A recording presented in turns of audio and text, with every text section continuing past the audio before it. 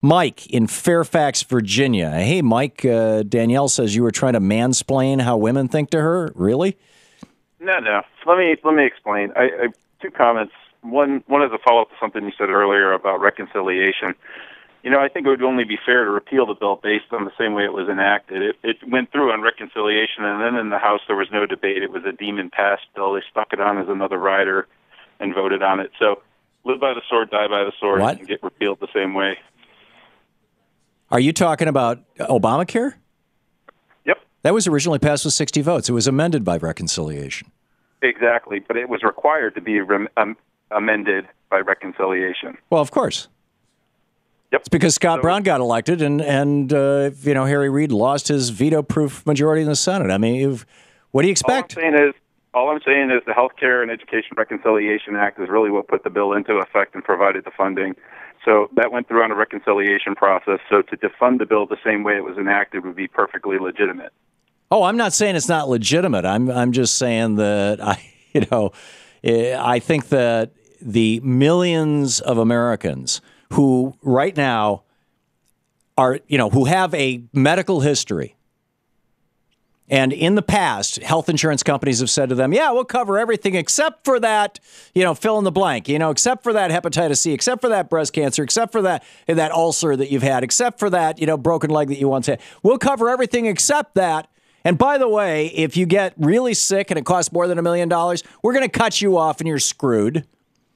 And by the way, if we don't like, you as a customer, we can simply it's called rescission. We can simply just dump your policy.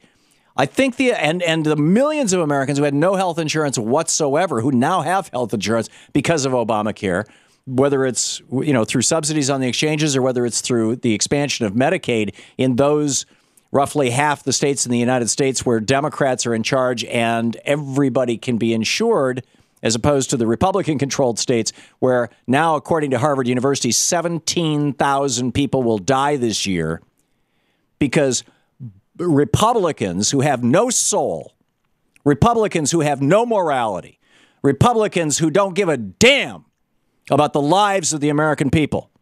They just want to play politics and support the billionaires and the big corporations. They just want to make sure that Stephen Hemsley still gets his $1 billion paycheck over United Healthcare. These people don't give a rat's ass about Americans, period, unless they're rich or unless they're corporations. These Republicans have the blood of 17,000 people on their hands. I don't know why Charlie Crist did not campaign in Florida on Charlene Dill, the young woman who knew she was the mother of three. And she knew that she had a heart condition, and it could be controlled with a simple medication. It was just a very expensive medication. And she was cleaning houses for a living. She was working 3 jobs as a housekeeper. And she could not afford her medication, and she died. And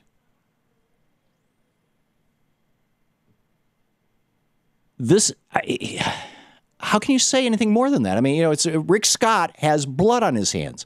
I don't know why Charlie Crist wasn't running ads saying Rick Scott has blood. He's got Charlene Dill's blood on his hands, and the Republican Party has another 17,000 people's blood on their hands right now, this year.